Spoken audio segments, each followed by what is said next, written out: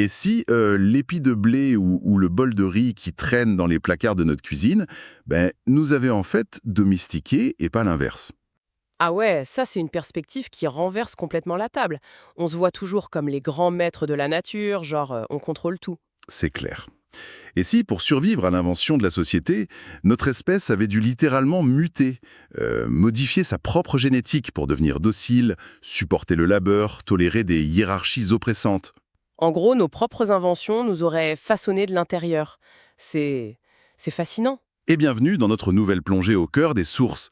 Le but de cette exploration, comme toujours, c'est de prendre une montagne de recherches, d'articles scientifiques, de données paléontologiques, et d'en extraire la substantifique moelle. Exactement. Et aujourd'hui, le sujet est juste colossal. De la version finale. Voilà, c'est ça.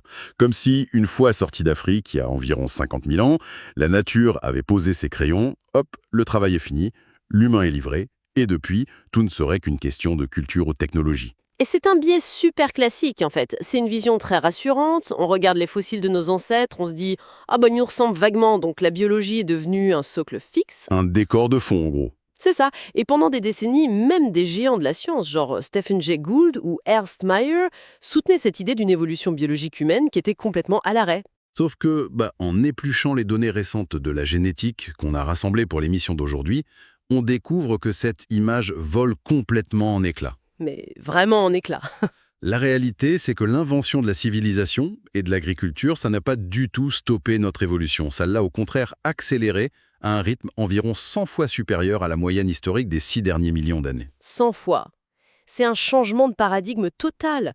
Comprendre cette biologie en perpétuelle mutation, c'est juste indispensable pour lire notre vraie histoire, quoi. Ouais, parce que l'histoire humaine, c'est pas juste des dates ou des rois, c'est l'histoire d'un organisme qui mute face aux défis qu'il crée lui-même. Tout à fait. Au menu aujourd'hui, on va voir que l'humanité a littéralement absorbé des gènes de Néandertal pour survivre, que l'agriculture a fait de nous des mutants et que nos personnalités actuelles sont le fruit d'un tri génétique hyper impitoyable.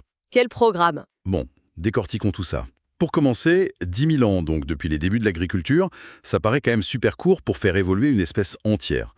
Comment des populations ont pu changer si drastiquement en un simple battement de cils à l'échelle géologique? Alors pour comprendre ça, faut d'abord sortir de notre petite bulle humaine et regarder les autres espèces autour de nous. Ok, je te suis. Si on s'attend à voir pousser un troisième bras, oui, 10 000 ans, c'est trop court. Mais la sélection naturelle et la sélection artificielle, elles obéissent aux mêmes lois.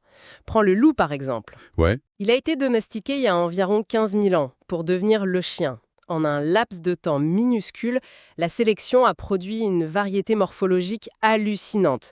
On passe du dog allemand géant au minuscule chihuahua. C'est vrai que la différence physique est absurde quand on les met côte à côte.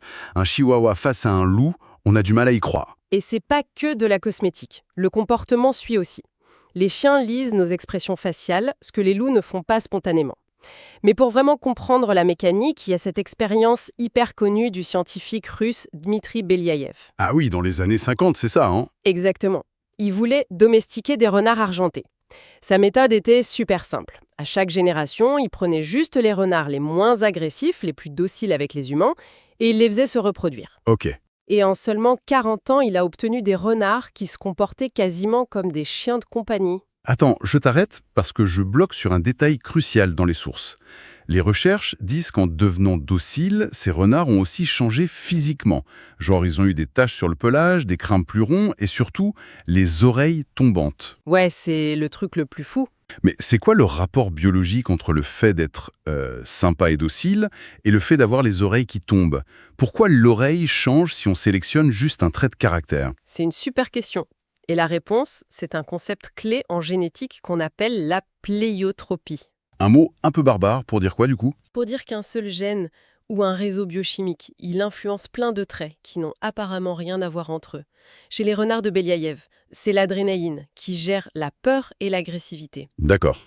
Cette adrénaline partage des voies biochimiques chez l'embryon avec d'autres trucs. Plus précisément, les cellules de la crête neurale de l'embryon, qui fabriquent la réponse au stress, ce sont les mêmes qui forment les cartilages de l'oreille et la pigmentation de la peau. Ah, je vois. Donc, en sélectionnant des renards avec un système de stress au ralenti pour qu'ils soient cool, on ramollit littéralement leur cartilage, d'où les oreilles tombantes. C'est dingue. Donc tu modifies une petite variable dans le cerveau et ça déclenche une avalanche de changements physiques imprévus. Exactement. Et on voit ça partout. Les documents mentionnent aussi le théosine sauvage. C'est cette espèce de mauvaise herbe rachitique qui ressemble à rien et qui a été transformée en épi de maïs moderne énorme et juteux en à peine 7000 ans. Le vivant est ultra malléable. Ce qui veut dire que chez l'humain, les différences génétiques qu'on observe entre les continents aujourd'hui, c'est pas juste superficiel. Ah non, pas du tout. Ce sont des changements corrélés qui s'additionnent et qui poussent notre physiologie dans une direction très spécifique. Ok, mais j'aimerais utiliser une petite analogie pour être sûr qu'on se comprend. L'évolution récente dont on parle, c'est pas comme concevoir un nouveau moteur d'avion de zéro. C'est plus comme si on prenait le tableau de bord hyper complexe du corps humain et qu'on tournait juste des boutons. On monte le volume d'un gène, on met celui-là sur silencieux. C'est une bonne image. Mais franchement, est-ce que ces simples ajustements de cadran, ça suffit vraiment à créer de si grandes différences? Ce qui est fascinant ici, c'est que la nature nous prouve que oui, un seul bouton peut tout changer. Il y a un exemple très parlant avec l'amande. L'amande qu'on mange là. Ouais. À l'état naturel, les amandes sauvages, elles produisent de l'amygdaline. Ça se transforme en cyanure dans le corps. Elles sont toxiques, mortelles. Ah ouais? Sympa la collation. Carrément. Mais dans l'amande moderne, une mutation sur un seul gène vient bloquer la synthèse de ce poison. Juste un minuscule cadran qui est tourné, et hop, une noix mortelle devient une des cultures agricoles les plus importantes de la planète. Ce qui nous amène du coup à notre propre évolution. Parce que si notre biologie réagit si vite au moindre bouton qu'on tourne, qu'est-ce qui a bien pu se passer il y a environ 40 000 ans? Fresques dans des grottes, à sculpter des outils en os ultra complexes, à faire des bijoux, et selon nos sources, ça vient pas juste d'un réglage de boutons en interne, c'est dû à une rencontre avec une autre espèce. Les Néandertaliens. Voilà. Quand les humains modernes sont sortis d'Afrique et sont arrivés en Eurasie, ils ont fini par remplacer ces populations locales. Mais, et c'est là le point crucial, pas avant de se mélanger à eux. C'est l'introgression génétique, l'hybridation. C'est là que ça devient vraiment intéressant. Parce que dans la culture populaire, le néandertalien, on l'imagine toujours comme une grosse brute avec une massue qui grogne dans sa caverne. Pourquoi récupérer leur ADN, ça a pu être un tel avantage pour nous?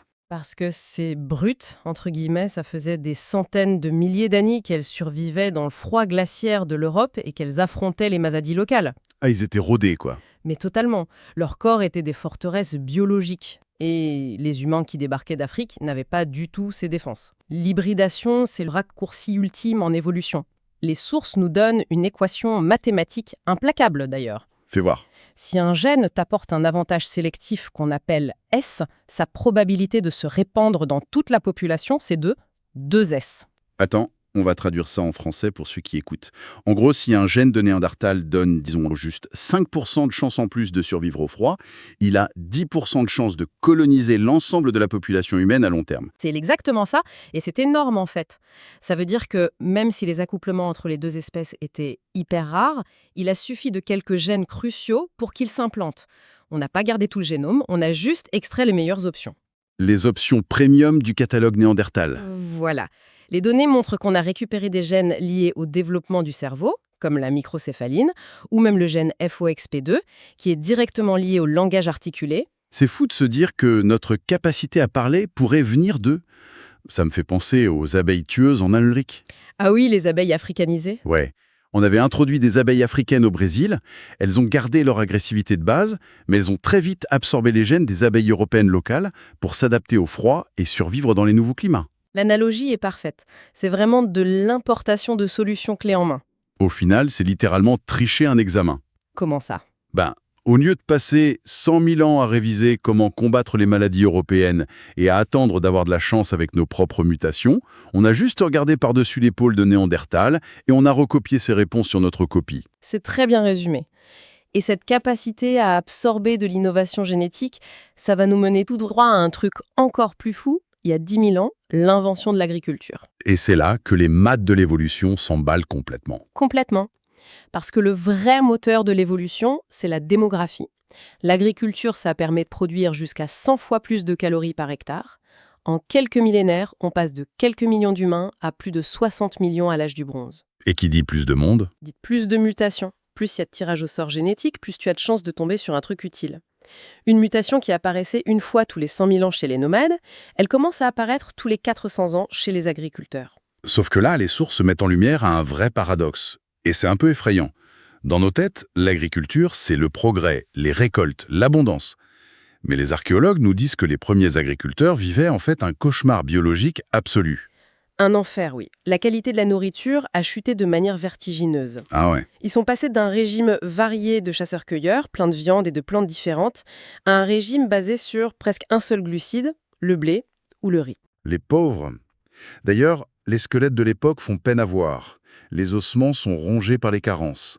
On retrouve ce qu'ils appellent l'hypérostose poreuse, des lésions sur le crâne causées par de grosses anémies. Et les dents pleines de caries avec tous ces sucres. Sans parler de la taille, les données montrent que l'humain a perdu en moyenne 12 cm de hauteur à ce moment-là. 12 cm, c'est énorme. C'est la différence entre pouvoir attraper une pomme sur une branche ou pas. Sans compter que la sédentarité, ça veut dire vivre au milieu de ses propres déchets, entouré d'animaux domestiques, le cocktail parfait pour les épidémies. Mais du coup, j'ai une question.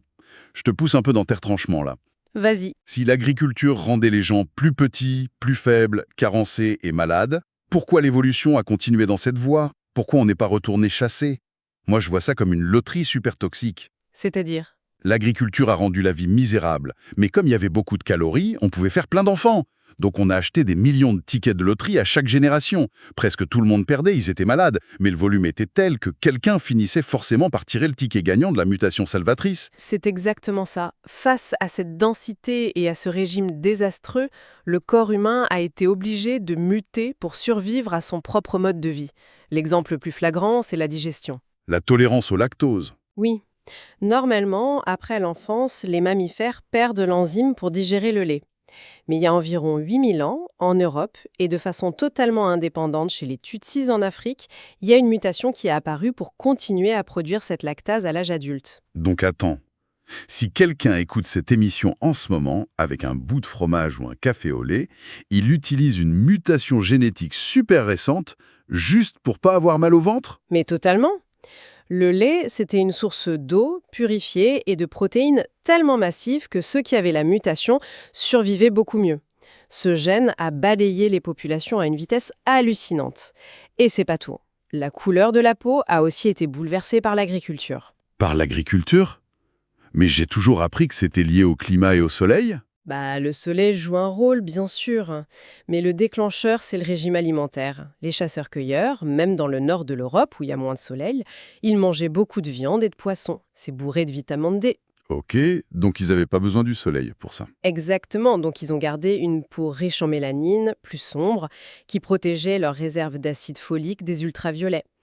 Mais avec l'arrivée de l'agriculture, la viande disparaît du menu au profit des céréales. Plus de vitamine D dans l'assiette. Ah, je vois le problème arriver. Le rachitisme, une maladie osseuse qui tuait les enfants. La seule roue de secours, c'était de synthétiser la vitamine D par la peau, en captant le moindre rayon de soleil en Europe du Nord. Du coup, la sélection naturelle a récompensé la perte rapide de pigmentation. La peau claire, c'est une adaptation à un régime de paysans carencés, en fait. C'est complètement dingue. Et pour les maladies ségasses, parce qu'on a parlé des épidémies, des cochons et tout. Ah oui, les maladies.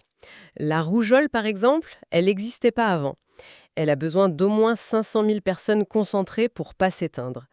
L'agriculture a aussi forcé les humains à défricher les forêts, ce qui a créé des eaux stagnantes, et boum, le moustique prolifère. Les nouvelles souches mortelles de paludisme arrivent. Et face à ces tueurs de masse, notre corps a dû improviser des défenses en urgence. Dans les sources, ils parlent de trucs assez chaotiques, genre le déficit en G6PD ou la drépanocytose. Le G6PD, pour faire simple, c'est quoi? C'est une anomalie dans les globules rouges. La drépanocytose, c'est pareil, c'est une mutation qui déforme les globules rouges, ce qui fait que le parasite du paludisme ne peut plus s'y installer. C'est brillant comme parade. Mais le prix à payer est effroyable. J'ai lu ça.